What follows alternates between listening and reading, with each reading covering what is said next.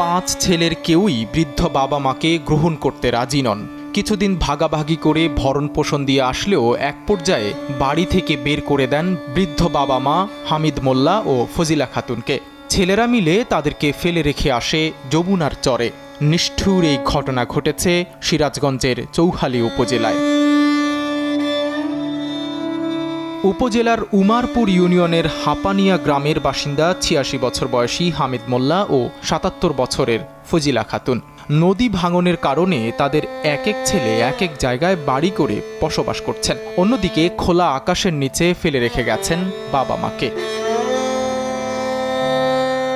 প্রায় ২ মাস আগে বৃদ্ধ হামিদ মোল্লা ও ফজিলা খাতুনকে হাপানিয়া চরে ফেলে রেখে যায় সেজো ছেলের বউ। চরে থাকা ভাগ্নের বাড়িতে আশ্রয় নিলে তারাও অবহেলা করতে থাকে এবং দিন কয়েক আগে উপজেলার বাঘুটিয়া ইউনিয়নে তাদের মেয়ের বাড়ি সংলগ্ন কবরস্থানে ফেলে রেখে যায়। এই ঘটনায় ক্ষোভ প্রকাশ করে ছেলেদের বিচার দাবি করেছেন স্থানীয়রা। কবরস্থানের কাছে এই দুইটা লোক বসে রয়েছে। তারপরে এসে শুনলাম যে তার ছেলেমেয়েরা কেউ তার বাড়িতে নিব না, ফালাই দিছে। এমন সন্তান আল্লাহ দুনিয়া কার দিছে, এরকম বৃদ্ধ মা বাপ রাস্তায় ফালাই দিছে। এই শুনে সবাই দৌড়ে আইলো। আইসা বিড়ির কাছে জিগাইলাম, বিড়ি কয় আমার কেউ বাড়িতে নিব না, আমার এই রাস্তায় চরে ২ মাস থেকে ফালাই দিছে। আমি এই জায়গা আমার অন্যজনে আইনে 5টা ছেলে 2টা মেয়ে, একটা সন্তানও তার দায়িত্ব না। এটা কি বলবো, আর সন্তান হয় যদি একজন বাপ মাকে ফেলে ছেড়ে চলে যায়, এটা একদম অনৈতিক একটা কাজ। আমি প্রশাসনের কাছ সবাই অনুরোধ করবো এই ছেলেপেলেদের আইনে আওতায় এনে দৃষ্টান্তমূলক শাস্তি চাই। বৃদ্ধা ফজিলা খাতুন জানান, আমরা অক্ষম হয়ে গেছি, তাই ছেলেরা জায়গা দিতে চায় না। বিশেষ করে ছেলেদের বউরা আমাদেরকে না রাখার জন্য ছেলেদেরকে চাপ দেয়। আমি লাইতে পানিতে আমার চোখের পানিতে বাড়ি ভিজে থাক, আমি ঘুম পারি না লাইতে দিনে বসে ঘুমি। আমি মেয়ের রাখা তো হিয়া থাকা মারা ঘুরি পারি নি, আলাম হওয়া কারিয়ে নিয়ে আসে। এই জন্য আমি আরো মইলাম।